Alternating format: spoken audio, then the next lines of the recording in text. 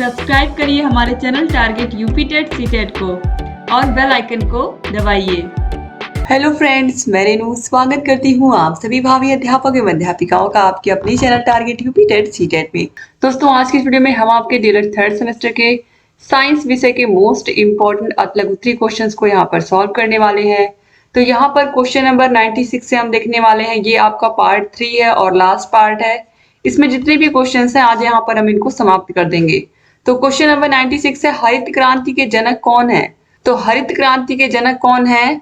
E Borlaug हैं। ठीक है, नॉर्मन ई बोरलॉग नाम इनका याद रखिएगा। बहुत महत्वपूर्ण प्रश्न है ये दोस्तों, क्योंकि सिर्फ और सिर्फ आपके डीएलएड के लिए ही नहीं, बल्कि अगर आप कोई कॉम्पिटेटिव एग्जाम दे रहे हो या सुपर टेट ही दे रहे हो, टेट दे रहे हो, तो उसमें भी ये प्रश्न पूछा गया है कई बार।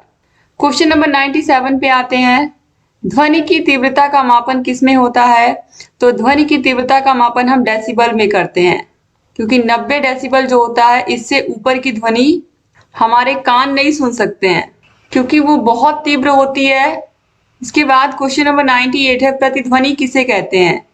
प्रतिध्वनि का मतलब क्या होता है? जब ध्वनि तरंगे दूर स्थित किसी दृढ़ टावर या पहाड़ से टकराकर परावर्तित होती हैं, तो इस परावर्तित ध्वनि को हम क्या कहते हैं? प्रतिध्वनि कहते हैं। इसके बाद दोस्तों देखिए, ये भी बहुत महत्वपूर्ण प्रश्न है। मधुमेह या डायबिटीज किस हार्मोन की कमी के कारण होता है? तो इंसुलिन हार्मोन की कमी के कारण होता है डायबिटीज। क्वेश्चन नंबर 100 है, मधुमेह या डायबिटीज क्या होता है दोस्तों? तो जब हमारे खून में जब शर्करा की मात्रा या शुगर की मात्रा जो है वो बढ़ जाती है, तो हम समझते हैं कि जो इंसुलिन हार्मोन है वो कम प्रोड्यूस हो रहा है हमारे शरीर में। और जो इंसुलिन होता है उसका काम क्या होता है? इंसुलिन हार्मोन जो है वो खून में जो शुगर होता है उसकी मात्रा को संतुलित रखता है। ठीक है, और अगर किसी व्यक्ति के शरीर में डायबिटीज है या डायबिटीज उसको हो गया है, तो इसका मतलब उसके शरीर में जो इंसुलिन हार्मोन है वो कम बन रहा है, क्योंकि इंसुलिन हार्मोन ही क्या करता है? जो खून है उसमें शर्करा की मात्रा को, खून की मात्रा को संतुलित करके रखता है। क्वेश्चन नंबर 101 है, अनियमित जीवन शैली से कौन कौन सी बीमारियां होती हैं? तो मधुमेह है, उच्च रक्तचाप यानी कि हाई ब्लड प्रेशर, और दिल की बीमारी, हार्ट डिजीज।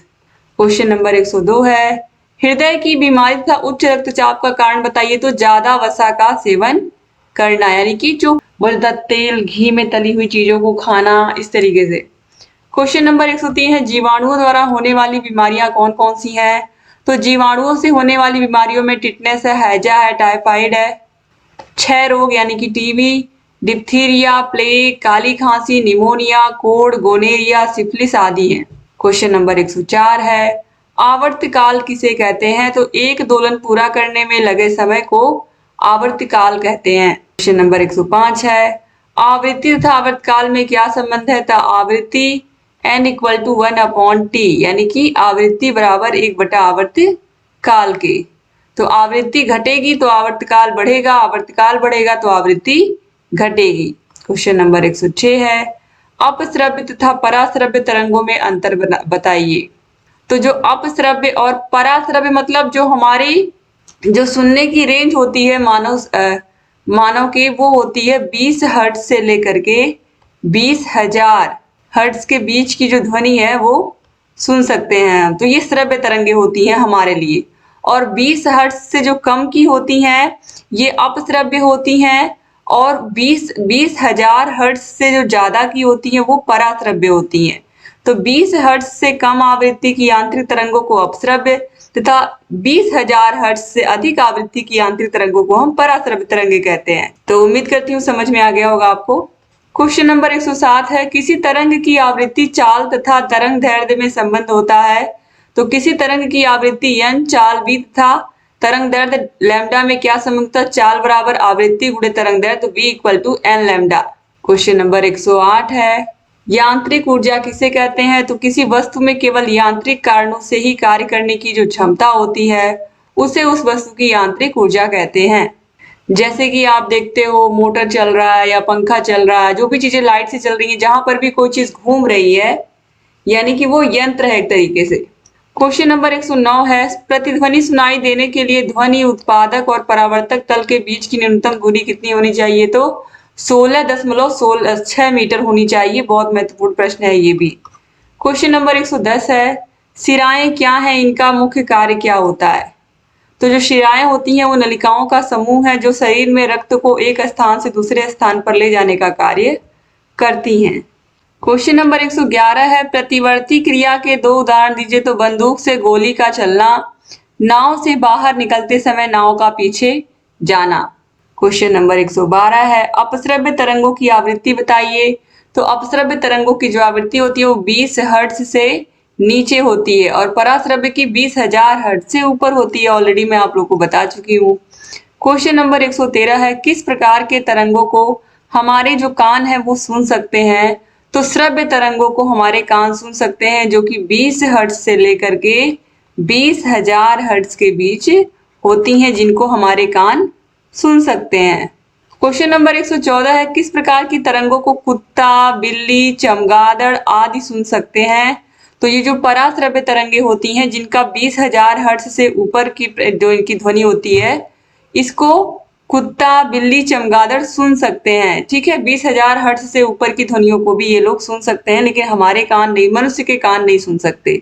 लेकिन कुत्ते, बिल्ली, चमगादड़ ये सब 20,000 हर्ट्ज से ऊपर की ध्वनि भी सुन सकते हैं, यानी कि पराश्रव्य तरंगों को भी ये लोग सुन सकते हैं। क्वेश्चन नंबर 115 है, किसी पदार्थ में तरंग का संचरण होते समय पदार्थ के कण किस प्रकार की गति करते हैं? तो सरल आवर्त गति करते हैं। क्वेश्चन नंबर 116 है, कंपन में चली गई दूरी को क्या कहते हैं? एक कंपन में चली गई दूरी को हम क्या कहते हैं? तो एक कंपन में चली गई दूरी को हम उसका तरंग दैर्ध्य कहते हैं। क्वेश्चन नंबर 117 है, वस्तु में कंपन के अधिकतम विस्थापन को क्या कहते हैं? तो अधिकतम विस्थापन को हम आयाम कहते हैं। क्या कहते हैं? आयाम कहते हैं। क्वेश्चन नंबर 118 है, एक सेकंड में कंपन की संख्या को क्या कहते हैं? तो एक सेकंड में कंपन की संख्या को आवृत्ति कहते हैं। क्या कहते हैं? आवृत्ति। क्वेश्चन नंबर 119 है, एक कंपन में लगे समय को क्या कहते हैं? तो एक कंपन में लगे समय को आवर्तकाल यानी कि टी कहते हैं। टी इक्वल टू 1/n या n equal to 1/t। Question number 120 है, किसी तरंग की तरंग दैर्ध्य यानी कि लैम्डा, वेग v तथा आवर्तकाल t में क्या संबंध होता है? तो तरंग दैर्ध्य बराबर तरंग की चाल गुणे आवर्तकाल यानी कि lambda equal to v into T. Question number 121 है, किसी तरंग के लिए उसकी चाल, तरंग दैर्ध्य तथा आवर्तकाल में संबंध बताइए। तो चाल बराबर दूरी बटे समय होता है। तो दूरी यहाँ पर तरंग दैर्ध्य है और समय यहाँ पर, समय को हम क्या कहते हैं? आवर्तकाल के रूप में कहते हैं इसमें तरंग के केस में। तो यहाँ पर देखिए चाल बराबर तरंग दैर्ध्य बटा आवर्तकाल। तो यहाँ पर देखिए लैम्डा यहाँ पर दूरी की तरह हो गया और समय यहाँ पर टी की तरह हो गया। तो v equal to lambda upon T. Question number 122 पे आते हैं, आयाम से क्या अभिप्राय है? तो कंपन करने वाली वस्तु का अपनी मध्यमान स्थिति से अधिकतम विस्थापन को उस वस्तु के कंपन का आयाम कहा जाता है। इसे ए अक्षर से व्यक्त करते हैं। इसका मात्रक मीटर होता है। जैसे मान लीजिए यहाँ पर एक खूंटी टंगी हुई है और इस पर आपने एक कोई भी बॉल बांध दी है। अब इसको आप तार के माध्यम से या आप मान लीजिए किसी धागे के माध्यम से यहाँ पर बॉल को आपने लटका दिया। अब आप बॉल को एक बार आपने हिला के छोड़ दिया, जैसे पेंडुलम वाली घड़ी होती है या, तो एक बार वो इधर जाएगा, एक बार इधर जाएगा। जब ये सबसे ऊपर जाएगा तो ये इसका अधिकतम विस्थापन होगा और इसी को हम क्या बोलते हैं? आयाम बोलते हैं। अब क्वेश्चन नंबर 123 है, सूर्य ग्रहण क्या है, यह कैसे होता है? तो पृथ्वी सूर्य के चारों ओर चक्कर लगाती है, ये तो आप लोगों को पता ही है, तथा चंद्रमा पृथ्वी के चारों ओर चक्कर लगाता है।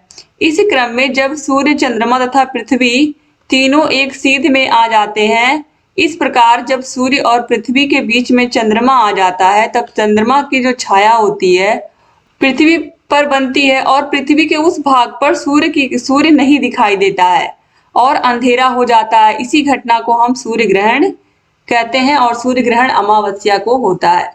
ठीक है, जब सूर्य और पृथ्वी के बीच में चंद्रमा आ जाता है, सूर्य हो गया और ये हमारी पृथ्वी हो गई और ये बीच में चंद्रमा हो गया।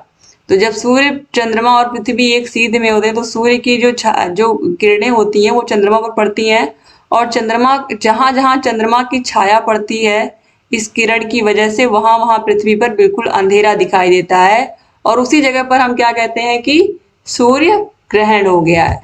ये पृथ्वी, चंद्रमा और ये सूर्य। ठीक है, आगे बढ़ते हैं अब। क्वेश्चन नंबर 124 है, प्रकुंचन दाब क्या होता है? हृदय प्रकुंचन के समय यह दाब अधिक होता है तथा हृदय शिथिलन के समय कम होता है। इसे ही हम रक्त दाब कहते हैं, जिसकी दो अवस्थाएं होती है। प्रकुंचन दाब, यह दाब की ऊपरी सीमा होती है जो हृदय संकुचन की अवस्था व्यक्त करती है, और शिथिलन, यह रक्त दाब की निचली सीमा है जो हृदय शिथिलन की अवस्था को व्यक्त करती है। क्वेश्चन नंबर 125 है, मानव कान किस सीमा के बीच की आवृत्ति की ध्वनियों को सुन सकता है? तो मानव कान 20 हर्ट्ज से लेकर के 20,000 हर्ट्ज के बीच की ध्वनियों को सुन सकता है, और 1 हर्ट्ज बराबर 1 कंपन प्रति सेकंड होता है। क्वेश्चन नंबर 126 है, रेगिस्तान का जहाज किसे कहते हैं? 2018 में पूछा हुआ प्रश्न है, तो आप सभी को पता है, ऊंट को कहते हैं। क्वेश्चन नंबर 27 है, जीवाणुओं से प्राप्त होने वाली दो प्रतिजैविक या एंटीबायोटिक दवाओं के नाम बताइए। तो इरिथ्रोमाइसिन और नियोमाइसिन। क्वेश्चन नंबर 128 है, आदर्श रक्तदाब कितना होता है एवं रक्तदाब मापक यंत्र का नाम लिखिए। तो 120/80 मिलीग्राम मिलीमीटर पारा, ये जो है ये आदर्श रक्तदाब होता है। 120 से लेकर के 120 के बीच में अगर होता है तो, और जिससे हम रक्तदाब मापते हैं उस यंत्र को क्या कहते हैं? तो स्फिग्मोमैनोमीटर कहते हैं। स्फिग्मोमैनोमीटर कहते हैं, याद रखिएगा, नाम बहुत महत्वपूर्ण है। इस यंत्र से हम दाब को मापते हैं, स्फिग्मोमैनोमीटर।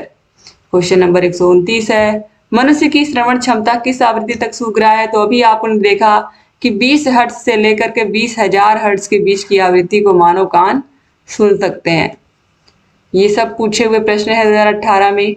क्वेश्चन नंबर 130 है, क्या कारण है कि किसी गुब्बारे को उसमें वायु से हल्की गैस भरकर छोड़ने पर वह ऊपर उठने लगता है? तो वायु से हल्की गैस का घनत्व वायु के घनत्व से कम होता है, अतः वायु के कारण गुब्बारे पर लगने वाला बल गुब्बारे के भार से अधिक हो जाता है, अतः गुब्बारा ऊपर उठने लगता है। हल्का होने की वजह से ऊपर उठता है दोस्तों, क्योंकि गुब्बारे में जो गैस भरी होती है वो बहुत ही हल्की होती है, और इस वजह से वो ऊपर उठने लगता है। क्वेश्चन नंबर 131 है, निकट दृष्टि दोष दूर करने के लिए चश्मे में कौन सा लेंस लगाते हैं? तो निकट दृष्टि दोष को हम दूर करने के लिए अवतल लेंस, कॉनकेव लेंस का प्रयोग करते हैं। 2018 में पूछा हुआ प्रश्न है। क्वेश्चन नंबर 132 है, नवीकरणीय ऊर्जा के स्रोत कौन कौन से हैं, या नवीकरणीय ऊर्जा किसे कहते हैं दोस्तों?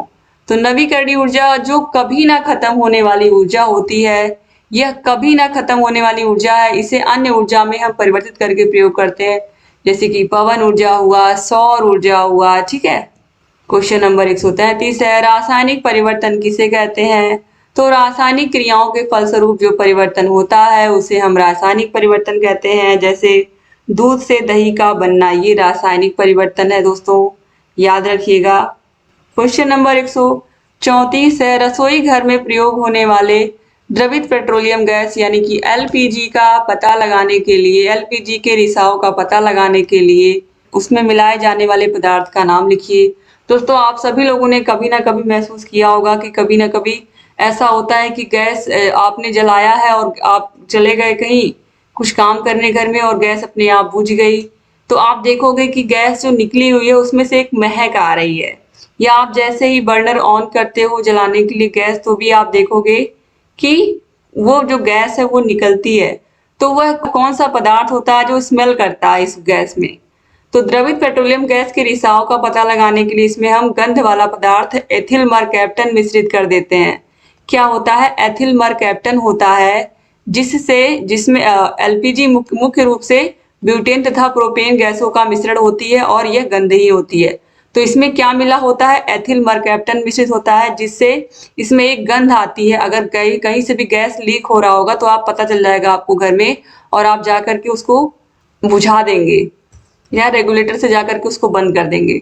तो इस तरीके से एथिल मरकैप्टन, ये बहुत इंपॉर्टेंट प्रश्न है, सिर्फ और सिर्फ आपके डीएलएड के लिए ही नहीं, आगे के लिए भी बहुत महत्वपूर्ण है।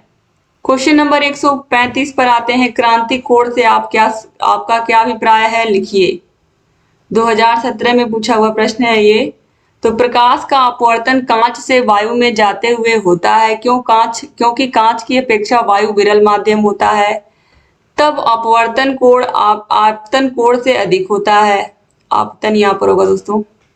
यदि अपवर्तन कोण का मान बढ़ाया जाए तो एक स्थिति ऐसी आती है जब अपवर्तक कोण का मान 90 डिग्री हो जाता है। इस स्थिति में अपवर्तित किरण दोनों माध्यमों को अलग करने वाले तल को छूती हुई निकल जाती है। ऐसी स्थिति के कारण आपतन कोण के मान को हम क्रांतिक कोण कहते हैं। ऐसी स्थिति के आपतन कोण के मान को हम क्या कहते हैं? क्रांतिक कोण कहते हैं। क्वेश्चन नंबर 136 है, संतृप्त एवं असंतृप्त हाइड्रोकार्बनों में मुख्य अंतर बताइए। तो जो संतृप्त हाइड्रोकार्बन होते हैं उनमें कार्बन और कार्बन हाइड्रोजन के मध्य या कार्बन कार्बन के मध्य केवल सिंगल बॉन्ड होता है, केवल एक बंध होता है। तो संतृप्त हाइड्रोकार्बन में केवल एकल बंध होते हैं, जैसे कि मेथेन है। आप देखो कार्बन हाइड्रोजन के बीच में एक ही बंध है, या कार्बन कार्बन के बीच में भी। जबकि असंतृप्त हाइड्रोकार्बन जो होते हैं इसमें कार्बन कार्बन के बीच आप देखोगे डबल बॉन्ड होता है या ट्रिपल बॉन्ड भी होता है। तो डबल बॉन्ड और ट्रिपल बॉन्ड होता है, यहाँ पर ट्रिपल बॉन्ड होगा दोस्तों। इस तरीके से कार्बन कार्बन के बीच ट्रिपल बॉन्ड, क्योंकि कार्बन 4 संयोजकता पूरी कर रहा है। तो इस तरीके से यहाँ पर दोस्तों ये आपको संतृप्त और असंतृप्त हाइड्रोकार्बन समझ में आ गया होगा। क्वेश्चन नंबर 137 है, किन्हीं दो खाने वाले अर्थात सब्जी के रूप में प्रयोग किए जाने वाले कवकों का नाम लिखिए। तो यहाँ पर मशरूम है, याद रखिएगा, और कैथेरेलस है। 2017 में पूछा हुआ प्रश्न है। क्वेश्चन नंबर 138 है, वर्ण विक्षेपण क्या है लिखिए। तो दोस्तों यहाँ पर आप देखिए बहुत ही आसान सा है ये। जब सूर्य का प्रकाश अथवा अन्य किसी स्रोत का श्वेत प्रकाश 7 रंगों से मिलकर बना होता है। प्रकाश की श्वेत किरण को विभिन्न रंगों में विभक्त होने की क्रिया को ही हम वर्ण विक्षेपण तथा विभिन्न रंगों के समूह को वर्णक्रम कहते हैं। इसमें रंगों का क्रम निश्चित रहता है, जिसे हम विबग्योर के नाम से भी जानते हैं। अलग अलग 7 रंगों में प्रकाश की किरण अगर किसी प्रिज्म से होकर के गुजरती है, प्रकाश की किरण, तो वो 7 रंगों में इस तरीके से विभक्त हो जाती है। अलग अलग रंगों में वो विभक्त हो जाती है, और 7 रंगों को आसानी से आपसे वायलेट कलर है, इस तरीके से पूरा लाइन से आप देख पाओगे। अलग अलग ब्लू कलर इसमें भी आपको मिलेगा, रेड कलर भी मिलेगा। क्वेश्चन नंबर 139 है, दाब का मात्रक, दाब का एसआई मात्रक। तो दाब का मात्रक न्यूटन पर मीटर है, क्योंकि दाब बराबर क्या होता है? दाब बराबर बल बटा क्षेत्रफल होता है ना।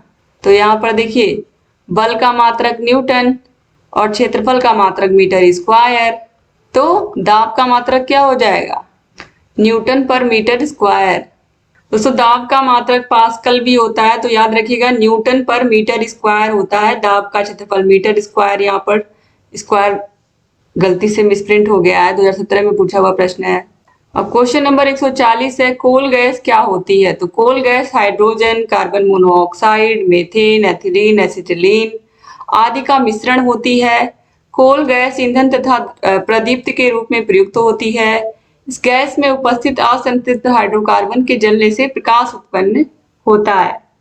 क्वेश्चन नंबर 141 है, रेल की 2 पटरियों के बीच में थोड़ी जगह क्यों छोड़ दी जाती है। तो दोस्तों ये रेल की पटरियां हैं, इस तरीके से बनी हुई होती हैं। तो यहाँ पर आप देखोगे थोड़ी जगह छोड़ दी जाती है बीच में, ऐसे पटरियां ऐसे बनी हुई हैं, तो थोड़ी जगह यहाँ ऐसे बीच में छोड़ दी जाती है। तो जो लोहा होता है दोस्तों, ये गर्मी में फैलता है, तो जब फैलेगा ये थोड़ी जगह यहाँ पर बचा करके रखेंगे तो फैलने की जगह रहेगी। अगर इसको पूरा सटा देंगे तो ये फैलने की जगह नहीं बचेगी, तो ये एक तरीके से टेढ़ा मेढ़ा हो जाएगा। तो इसलिए थोड़ी थोड़ी जगह बीच में छोड़ दी जाती है, ताकि जो रेल की पटरियां हैं इनको फैलने के लिए थोड़ी जगह मिल जाए गर्मी में।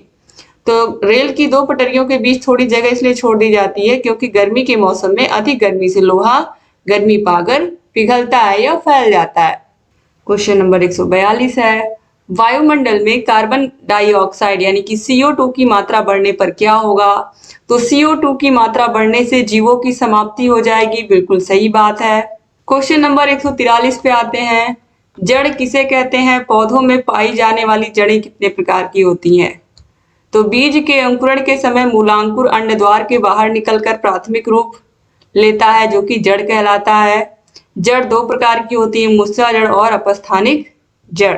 क्वेश्चन नंबर 144 है, कैंची किस प्रकार का उत्तोलक है। तो कैंची प्रथम प्रकार का उत्तोलक। क्वेश्चन नंबर 145 है, पॉलीथीन बहुलक के 2 उपयोग लिखिए। तो पॉलीथीन का उपयोग वस्त्र, धागे, दरियां आदि बनाने में किया जाता है। क्वेश्चन नंबर 46 है, दूर दृष्टि दोष को दूर करने के लिए चश्मे में कौन सा लेंस प्रयोग करते हैं? तो दूर दृष्टि दोष को दूर करने के लिए चश्मे में हम उत्तल लेंस का प्रयोग करते हैं।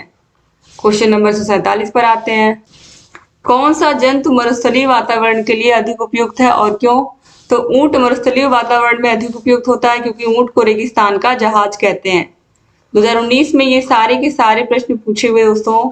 तो इस तरीके से यहाँ पर आप लोग देख रहे होंगे कि आपके सेकेंड सेमेस्टर फर्स्ट सेमेस्टर के पेपर में भी जो साइंस में पूछे हुए प्रश्न है वो थर्ड सेमेस्टर में भी पूछ रहा है। तो इस तरीके से दोस्तों आप देखोगे कि इसीलिए आपको सारे के सारे सेमेस्टर्स को अच्छे से पढ़ना है, क्योंकि कभी कभी ऐसा देखा गया कि पिछले सेमेस्टर के क्वेश्चन भी पूछ लिए जाते हैं। तो उम्मीद करती हूँ कि आप लोग को वीडियो अच्छी लगी होगी। वीडियो को शेयर जरूर करिएगा और अगर अभी तक आपने हमारे चैनल को सब्सक्राइब नहीं किया है तो प्लीज सब्सक्राइब भी कर दीजिए। डिस्क्रिप्शन बॉक्स और कमेंट बॉक्स में आपको सारे विषयों की लिंक मिल जाएगी। और अगर आप कम से कम समय में तैयारी करना चाहते हैं हमारे चैनल से और आपको सारे विषयों के नोट्स भी चाहिए तो इसके लिए आप हमारे target UP TET CTET channel से जुड़ सकते हैं। यहाँ पर आपको ऐप की लिंक मिल जाएगी और आपको डिस्क्रिप्शन बॉक्स और कमेंट बॉक्स में लिंक मिल जाएगी target UP TET CTET app की। डाउनलोड कर लीजिए और डाउनलोड करने के बाद आगे की जो प्रक्रिया होगी आप इस नंबर पर कांटेक्ट करिएगा, हम आपको बताएंगे। सारे विषयों के नोट्स, सारे विषयों की मास्टर क्लास की वीडियोस, सारे विषयों की चैप्टर वाइज वीडियोज, सारे विषयों के राजन और पवन सीरीज की पूरी पीडीएफ, पूरी वीडियोस आपको सब मिल जाएंगे हमारे ऐप में। तो ऐप को जरूर एक बार दोस्तों आप लोग डाउनलोड करके देखिए और डिस्क्रिप्शन बॉक्स कमेंट बॉक्स में लिंक मिल जाएगी और यूट्यूब पर आपको सारे विषयों के मास्टर क्लास के लिंक, सारे विषयों के वीडियोस की लिंक भी मिल जाएगी। डिस्क्रिप्शन बॉक्स कमेंट बॉक्स में आप जा करके देख सकते हैं। और thank you so much video को पूरा देखने के लिए। जय हिंद दोस्तों।